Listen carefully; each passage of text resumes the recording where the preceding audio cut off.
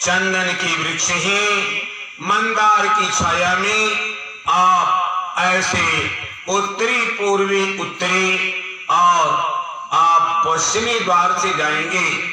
जब संसार का प्राणी पूर्वी उत्तरी और पश्चिमी द्वार से इन सुंदर मार्गों से जाया करता है, ये मार्ग यहाँ से सीधे धर्मपुरी ले जाया करते हैं। इस धर्मपुरी में जो विराजमान हैं उनका नाम है हरि शरणम, हरि शरणम, हरि शरणम, हरि शरणम। आइए, जिसने अपने जीवन में परमात्मा के नामों का स्मरण किया, ऐसे लोग इसी नाम के प्रभाव से पूर्वी उत्तरी और पश्चिमी द्वार से जाया करते हैं। जैसे संसार का प्राणी पूर्वी उत्तरी पश्चिमी द्वार से जाएगा, वहां कौन पहरेदार हैं, इनकी चर्चा भी मैंने आपसे कहा कि सशंख चक्र में अरे सकेत कुंडलम सपेत वस्त्रम सहसारुहि क्षणम।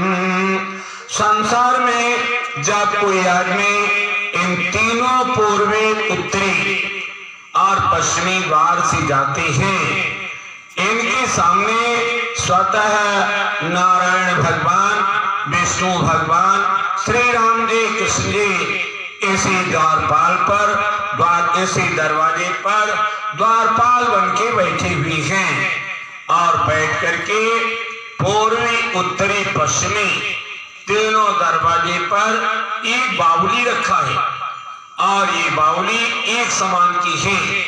चाहे पूर्वी मार्ग से कोई जाए, चाहे उत्तरी मार्ग से जाए, चाहे वो पश्चिमी मार्ग से जाए। जैसे हमने आपको कल की कथा में बताया कि अनसुईया का तपोवन है।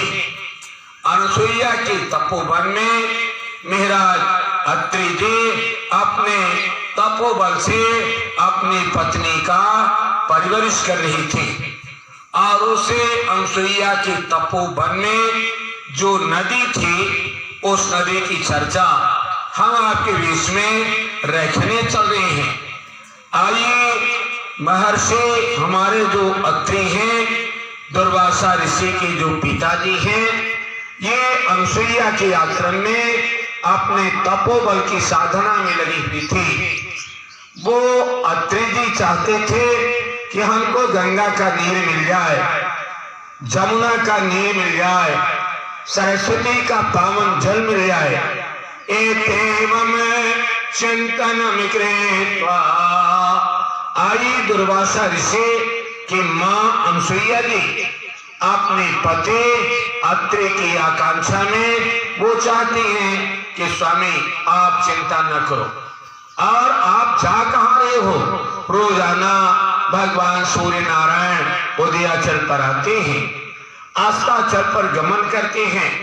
आप ब्रह्म वेला में उड़ जाते हो, आप ब्रह्मवेत्ता हो, और ब्रह्मवेत्ता होकर के किसे मनाने के लिए, किसे पाने के लिए इस आश्रम से आप जाते हो। तस्मिन् तत्क्षणे चैव, आइए ऐसे काल में जब अनसुईया ने अपने पति से विनम्रता पूर्वक कहा, महाराज ब्रह्मलीला में आप वेद पाठी हो, वेद जानते हो, और आप यहाँ से जाते हो, कितनी दूर जाते हो? उस तपोवन से अनसुईया की बात को सुनकर के स्वतः बताए अत्रि महाराज, कहा हम ब्रह्मवेत्ता हैं, तो ब्रह्मवादिनी है, मैं तुमको कोई बात छिपाऊंगा नहीं। हमारे नारायण की पत्नियां ये 3 हैं, और इनकी पत्नियां तो बहुत हैं, लेकिन ये तीनों पत्नियां वो तीर्थराज प्रयाग में गंगा यमुना सरस्वती बन करके, नीर बन करके प्रवाहित हैं। हमारी स्वतः जो है भगवान राधा कृष्ण इसी तलहटी पर वो कहाँ बैठी हैं? अक्षय वट पट पर बैठी हैं। और यही वो स्थल है जहां वो एक समुद्र कूप है। इसलिए ब्रह्मवादिनी तेरा ये पति जिसको तू ब्रह्मवीरता चाहती हो, ये तेरा पति इस आश्रम से रोज जाता है और जाकर के राधा कृष्ण की चरणों का दर्शन करता है, अक्षय वट का दर्शन करता है। और ये तेरा पति ब्रह्मवेत्ता वहां जाकर के विष्णु से निकलने वाले, भगवान विष्णु के पैर से निकलने वाले जो गंगा है, ब्रह्मवादिनी में भी जाता हूं। यहां से दूरी चित्रकूट से मेरी गंगा माँ का दूरी 100 किलोमीटर से ज्यादा है। मैं इसी चित्रकूट से गंगा की तलहटी में जाता हूँ, जहाँ गंगा यमुना और सरस्वती का पावन जल है, जहाँ हमारे 20 कलाओं को लेकर के स्वतः बैठे हैं भगवान कृष्ण जी और समुद्र कूप है। मैं रोजाना सवेरे सवेरे उठता हूँ और उठ करके प्रयाग के तपोवन में जाता हूँ और वहीं से गंगा का जल ले आता हूँ, जमुना सरस्वती का जल ले आता हूँ।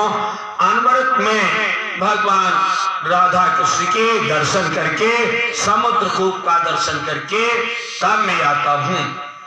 ब्रह्मवादिनी इतने समय में आने में मुझे 100 किलोमीटर की दूरी है, इस दूरी में घंटों समय लग जाते हैं और सूर्योदय ना हो इसके पहले मैं ब्रह्म वेला में उठता हूँ और उठ करके वही गंगा यमुना सरस्वती का पावन नीर लाता हूँ। ब्रह्मवादिनी ने कहा, स्वामी मैं आपकी पत्नी हूँ, आपने एक बार भी इस बात को कहा होता तो मैं ऐसा कोई उद्योग करती जिस उद्योग में गंगा को यमुना सरस्वती को मैं यहाँ बुला ले और आपको इतनी दूरी की यात्रा न करना पड़ता। स्वामी मेरे आंख के आंसू निकल रहे हैं, मेरा हृदय कांप रहा है कि मेरा पति नारायण के जल को पाने के लिए यहाँ तक जाते हैं। मेरा जी वो अनसुईया का तपोवन है, जिस तपोवन में आना पड़ेगा विष्णु को, जिस तपोवन में आना पड़ेगा ब्रह्मा को, जिस तपोवन में शिव को आना पड़ेगा। अनसुईया के तपोवन में आइए, अनसुईया का ये वो तपस्या है जहां शिव ब्रह्मा और विष्णु वो 6 महीने के बालक बनकर के यहीं आए और उनका नीर यहाँ आएगा। मैं आपको वचन देती हूँ, इसलिए आज्ञा दो। अगर आज्ञा दोगी तब तो मैं बुलाऊं, बिना आपकी आज्ञा की आपकी इस कुटिया में मैं कैसे किसी को बुलाऊं।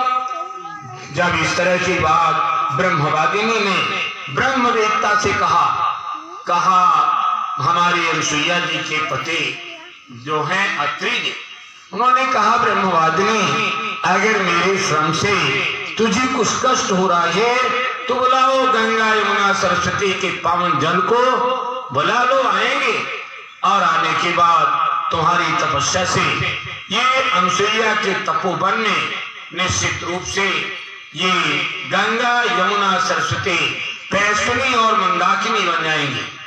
पैश्विनी और मंदाकिनी बन करके तेरे श्रम से संसार को बताएंगे कि अनसुईया के तपोवन में गंगा यमुना सरस्वती ये पहुंच चुके हैं और पहुंच करके ये अपने स्वरूप में विराजमान हैं। और ऐसा होते ही हमारे श्री राम जी जो विष्णु अवतार हैं इसी तपोवन में गए थे और जाकर के अपने प्रवास काल की स्थिति समझाता। आइए मैं पुराण की कथा को उतना ही कहना चाहता हूँ जितना समुचित, और समुचित होने के कारण मैंने आपसे कहा गंगा यमुना सरस्वती तपोवन में मंदाकिनी पैश्विनी बन करके पहुंच गए और जब से पहुंच गए फिर अत्रि जी प्रयाग की तपोवन में नहीं आए और इस जल का परीक्षण करने के लिए स्वतः कौन आए? ब्रह्मा जी आए, विष्णु जी आए, शिव जी आए। ये सब शैशवावस्था में शिशु रूप में आ गए। इनको दर्शन को पाने के लिए स्वतः ब्रह्माणी, रुद्राणी और नारायणी आ गई। आज भी कथा का प्रसंग है। स्वार्थ साचे